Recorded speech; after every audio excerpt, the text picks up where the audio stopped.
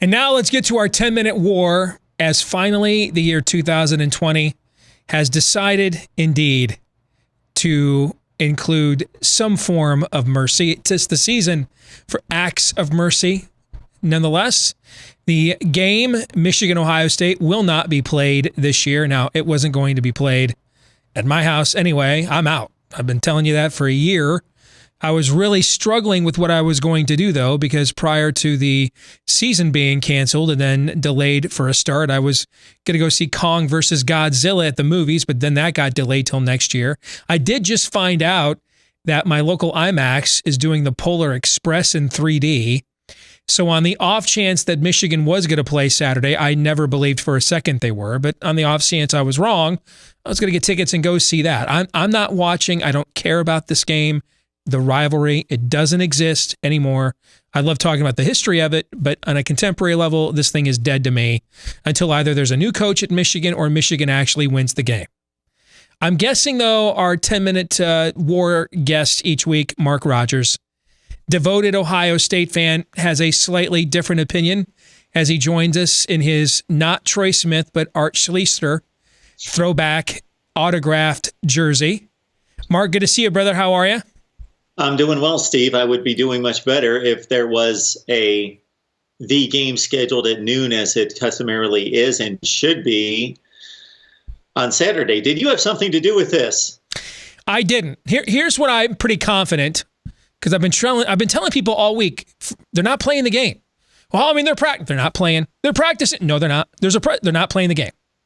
Here is what I'm pretty confident based on people I've talked to happened here. Michigan has serious COVID issues. It has had a remarkable negative testing percentage, one of the best in college football for months.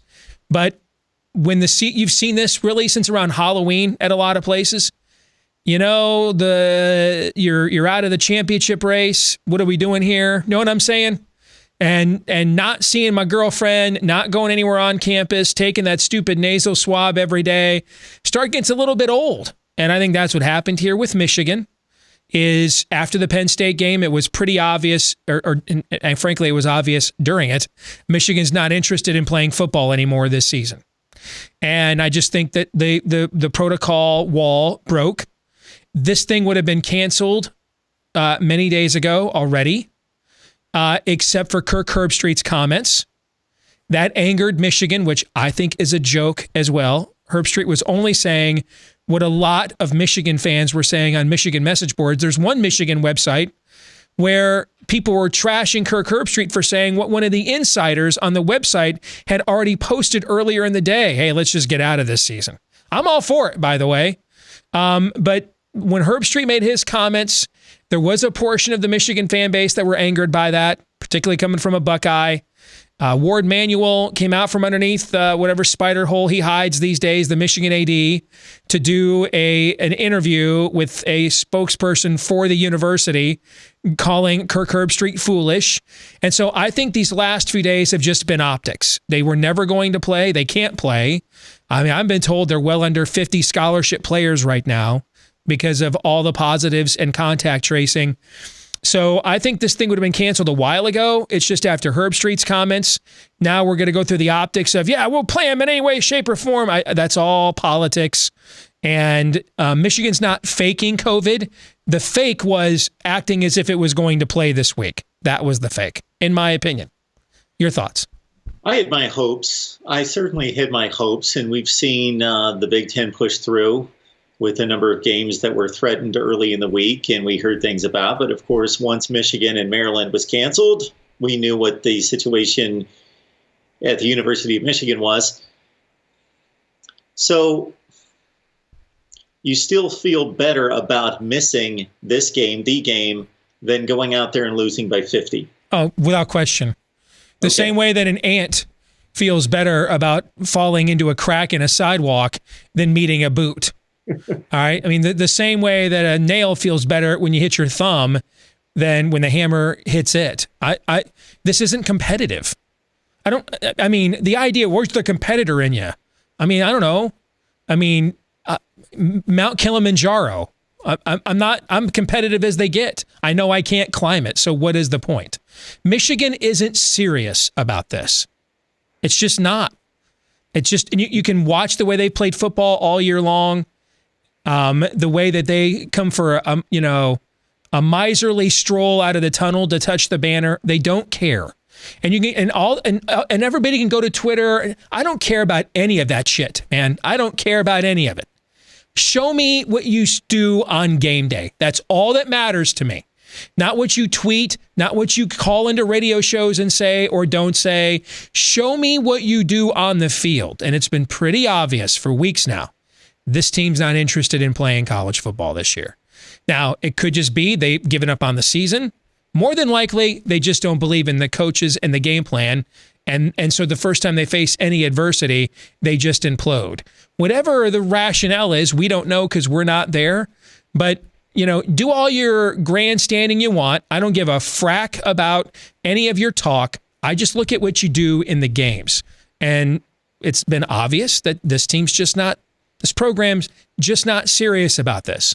Now, what remains to be seen is why. And that will be the next phase of the conversation about whether Jim Harbaugh will remain the coach here for another year or not.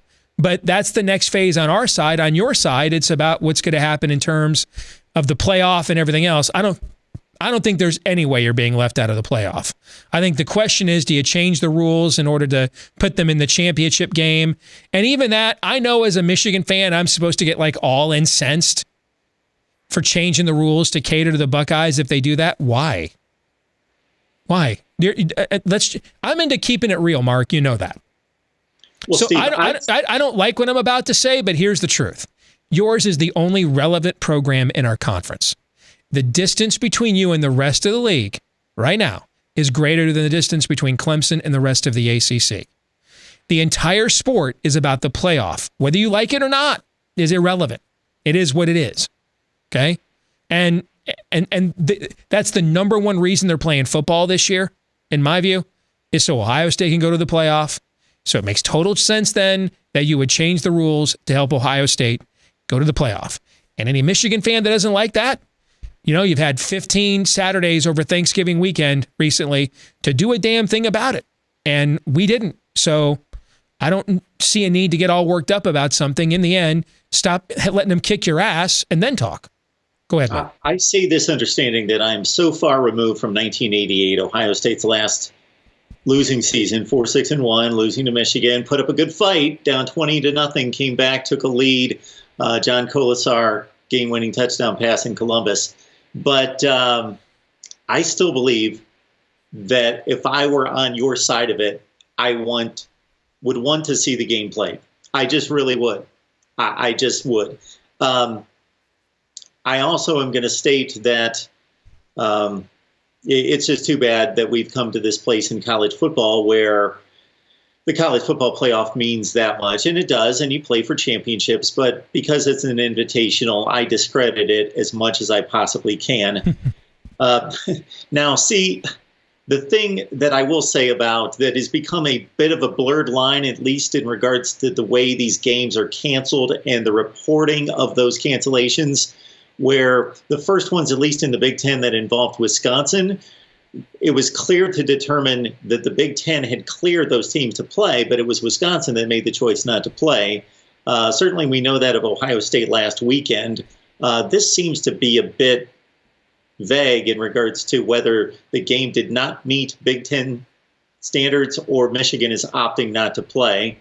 And the reason I point that out is that we have had a messy season. But we knew we were going to have a messy season, and I think everybody jumped in and said, okay, we're playing, especially in the Big Ten where there was a fight to play, and that regardless of how messy it gets, we played at the conclusion of the season. Every football season involves games that are meaningless toward the ramifications of a championship, but the games are still played as scheduled. Now, I understand there are health considerations here, and if those are clearly not met by the conference's guidelines, I am fully on board, although I may not completely be on board with what those guidelines are. They're agreed upon. But I think competitors play, and if the game's on the schedule, you play if you meet the guidelines. So what happens what's the, because it's not a rivalry in my view. It is a tradition. Is the tradition of this game, is it over? Is it a thing of the past? Absolutely not. It still attracts the most eyes to the television screen, not maybe the number one game of the year every year, but consistently the number one game during a period of time. And Steve, you know the scores of these games and you know how competitive they've been. Having this conversation with you, and I'm sure we did the week of the Michigan-Ohio State game. Well, I can't believe that came out of my mouth. The Ohio State-Michigan game 2 years ago, and this very week, we would have been it wasn't a narrative, and now it's become this narrative of College Football Nation, not the people that are invested in the game, but, you know, your Oregon fan or your USC fan that just knows, okay, Ohio State kills Michigan every year. We know that that's going to happen. Well, no, that's not been the case, and that's why it's still a rivalry. It's been a butt-kicking for 2 consecutive years. Yes, Ohio State's been winning the game, but they've been competitive games other than the Tate Forcier years, a couple 37-7 and 42-10 games late in Jim Tressel's run. And then the last 2 years, had we been having this conversation, and again, I'm sure we did 2 years ago, we're looking at Michigan as a 4-point favorite, having played better than Ohio State. And there's just been the 2 real butt kickings the last 2 years. This was a competitive game, regardless of Michigan showing up with a 5-7 record in 2014 against a would-be an eventual national championship team. Still competitive games. So I'm sticking up for Michigan here, which is odd, but I'm sticking up for the rivalry. Yeah, I think that I think that you are longing for a return to something that under the current regime at Michigan just isn't going to happen. And I mean, we are debating within our own fan base and university community whether to continue subsidizing this abject failure, right? I mean, we're having that debate right now. I don't believe this would be even debated. Whether the guy was a Heisman Trophy finalist, took your program to the Rose Bowl, what have you, I don't believe you could survive at Ohio State. What was Cooper? 88, 89, 90, 91, 92, 93? So, yeah, he started 0-6 too, right? Didn't win his first game till 94. Is that right? Am I doing that right? That he didn't win his first game against Michigan until 1994? There was the tremendous tie victory in 92. So 92. Okay. Yes, didn't win the game for 6 years. Okay. Yeah. Survived. But he never had 6 straight losses, though, right? Never 6 straight losses. We've had 6 straight losses, and the scores are getting worse and worse. And I can't take this more seriously than my favorite team does, Mark. I just don't think they take it seriously. And again, you can tell me what you want to say, all you want. I'm not 25, and I don't really care what the hell some social media ratio thinks. I'm almost 50 years old, so I'm not easily moved off my opinions, especially when they're based off of what I can actually see. And what I've seen on game day is against Ohio State, first sign of adversity, quit. And what I saw this year was that exact same thing. So people can tweet out all the defiant messages they want, and they can have their press avail that they're hosting at the time you and I are taping this. Lottie frickin' da. In the end, it's about results on the field, period. And those I think just speak for themselves, Mark. So what do you do as a Michigan fan going forward, even if you dismiss this game? This game is the culmination of a season. You can't dismiss your seasons, and you're stuck, you're trapped in a division with this juggernaut as it stands right now. So even the games leading up to the game, or what used to be the game in your eyes, become... It's just a game. Extent. It's just a game. Yeah. Okay, but then the games leading up to the game in Columbus or Ann Arbor become meaningless to a certain extent, because why do you play games? You play games to determine a champion. That's right. I don't disagree. That's why I'm ecstatic. Now, you just explained why I am, maybe ecstatic's not the right word. I am relieved. I was relieved last Saturday to get up and not have a Michigan football game on because I can't stop watching. Now this one is different because Ohio State has has done this too. But on a macro level, I can't stop watching, and so when I got up Saturday and there wasn't a game, I felt like the local meth addict who found out in a small town who found out the one meth dealer just got busted by the cops. You're like I knew I wasn't going to be able to avoid going to him for some meth today, and now it's not an option. So I kind of feel free to go about the rest of my day. I really enjoyed not having a Michigan football game last week. There's two options we Michigan fans have. One is become a slappy, denial, circular, self-pleasuring squads, pump smoke up your keisters. That's one option. Okay, and I don't begrudge anybody for choosing either option. We all have our own coping mechanisms. Okay, but one is, this could have been like the greatest upset in the history of the rivalry. Okay, that's one option. The other option is just go dark, gallows humor, black humor, nihilism. I'm on that road, and that's the road I'm on right now. Because you do it well. I'm used to being disappointed. Right. All right. Anything else, brother? Good luck to you guys the rest of the way. Not that you needed our help, and I guess you'll just have to play Maryland or somebody and see if you can pad your resume against them Saturday. Well, I did fail to look up what I believe is an 86-0 game to be the worst drubbing in the history of the series on the Michigan side. I believe that's the score. But yeah, Ohio State, you had brought up the Big Ten situation involving the championship scenario and whether the Big Ten will step in, change its rules, but I think is, again, I can't believe that they were that short-sighted, knowing that games were going to be canceled and that it's actually worked out better than it could have. You could have the top two teams in one of the two divisions being eligible and like a 3 and 4 team be going to a championship game. So anyway, regardless, I don't think the College Football Playoff Committee is going to get that hung up on whether it's an Indiana game or Ohio State Northwestern, I should say, or Ohio State Wisconsin Iowa winner as the 2 seed. It's a pretty comparable opponent, and they're going to pick who they think are the 4 best teams. And so I think it's inconsequential. From that standpoint, the ardent traditionalist in me wants to win Big Ten championships, even though people just generally out there don't care about conference championships anymore, which I think is horrible.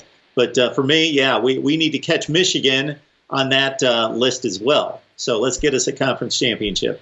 You will. Michigan will ever. You and I will not live to see them ever win another Big Ten championship. I firmly believe that. I really do. So you're going to catch us in that too. Mark, good to see you as always, man. Thanks for joining us. Steve, we appreciate it. You bet. More Michigan podcast in a moment.